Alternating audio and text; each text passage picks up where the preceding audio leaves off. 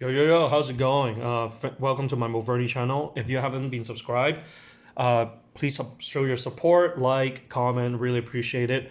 Thanks for watching, and thanks for those who has been watching my channel, so I really appreciate it. I'm going to talk about Pascal Siakam's spicy P situation.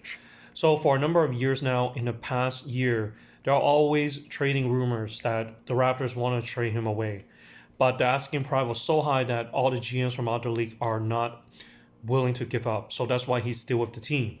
And before the season started, the rumor was Masai and Bobby Webster most likely will trade Pascal Siakam or OG. First of all, if I have to choose, I would have preferred to resign OG because of his free and D and he's able to lock down the top opposition's players. But he's now traded with New York Knicks, and although it's still young in the season, the Raptors are 2-0 with the RJ Barrett and Emmanuel Quickly.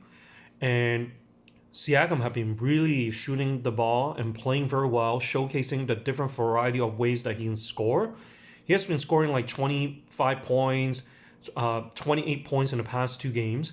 Seems to be really re-energized and become that focal leader even more for the team. So I feel that with the RJ Barrett and Emmanuel Quickly trade, I kind of begin to think that we don't necessarily need to trade Spicy P. In fact, with all the NBA trade rumors based on number of media sources, I look around, the trade the Pacers provide or Sacramento Kings provide, Atlanta Hawks or Dallas Mavericks, even the Golden State Warriors trade, none of them really stands out to me. Unless the other team are desperate and they are going to give up one or two NBA ready up and rising stars along with unprotected first round picks, I don't really see the point of trading Siakam just to get rid of him because he has an expiring free agent contract for in returns where it's underwhelming. The only time I could see is that if the Sacramento Kings willing to give up Keegan Murray and a bunch of picks, maybe Kevin Herter as a 3 point shooter, I could see that Masai will pull that trigger. Or unless Pacers really give up like drop picks and a number of up and rising stars, I really don't see the point of trading to other teams. Like the Atlanta Hawks ones is really underwhelming. There's none coming back rumored to be helpful. And Golden State, I don't really see anything there. And I don't see anything in Mavericks. I don't want Team Hardaway Jr. I don't want any of their power forward or center. None of them are great.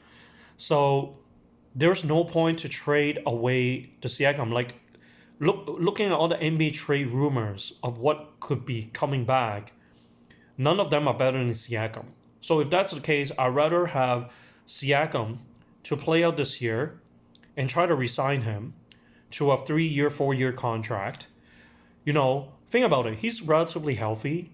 And even if he resigns on the long term, if he stays for the next contract, he will only be 34, 35. He still is durable.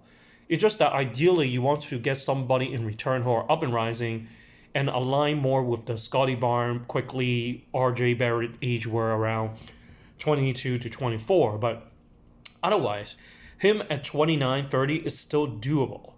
So I kind of see there's no point and no one in return is going to replace his 29, 30 points a game. So I would rather resign Siakam at this point because you still need some veteran championship. He been there. He can relate and showcase to a young star what it takes to be an NBA championship, the mentality, and for the fact that he actually don't want to leave and want to be with the Raptors. It's nice to have a player who actually wanted to stay. So, and also, just for the record, just because if we resign Siakam to a 3-4 year deal, that doesn't mean that we cannot trade him after this first year or second year of his deal. There are tons of trades in the past where, you know, um, Durant, after signing a deal with Brooklyn, 2 years later he's gone. Irvin, 1 or 2 years he's gone. James Harden traded, he's gone. And then Blake Griffin signed with Clippers. First year, he traded to Detroit Pistons. So there's a lot of these players that sign long-term contract, but not necessarily immediately stay with that team.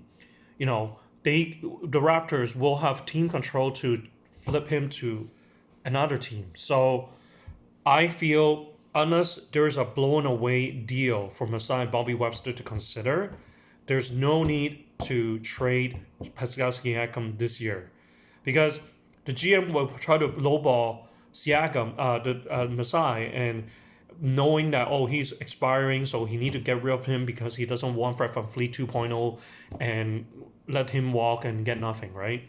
So I don't think it's necessarily that the Raptors need to trade Siakam now, especially OG has been traded.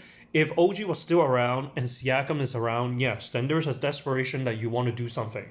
But for now, I kind of feel like unless there's a blow-in trade offer that is hard to refuse, it is important that the Raptors trying to max out and get as much as return for Siakam, or do you just stick with Siakam for this year and resign him?